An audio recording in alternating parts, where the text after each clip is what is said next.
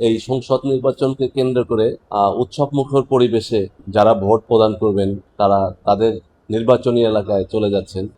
ইতিমধ্যে গতকাল থেকেই এই যাত্রী চাপটা বেড়ে গেছে। আজকেও সকাল থেকে অনেক যাত্রী চাপ আছে।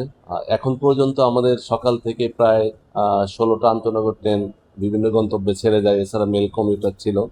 সকল ট্রেনেই যাত্রী চাপ ছিল আর কি।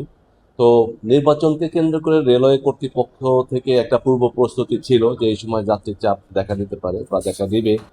আমাদের টিকিট চেকিং কার্যক্রম সচল আছে। এছাড়া যাত্রীদের নিরাপত্তা নিশ্চিত করার জন্য আইন শৃঙ্খলা বাহিনীর সদস্যগণ নিয়োজিত আছে। তো আলহামদুলিল্লাহ ঢাকা স্টেশন থেকে সকল ট্রেনই যথারীতি অন টাইমে ছেড়ে যায়।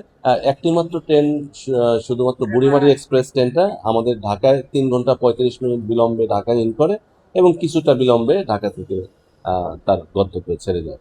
আমাদের সময়সূচি অনুযায়ী টাইম টেবিল মোতাবেক যে ট্রেনগুলো আর সময়সূচি অনুযায়ী যে সমস্ত ট্রেন চলাচল করে ওই ট্রেনগুলোই আজকে বিভিন্ন গন্তব্যে এসে ছেড়ে যাচ্ছে।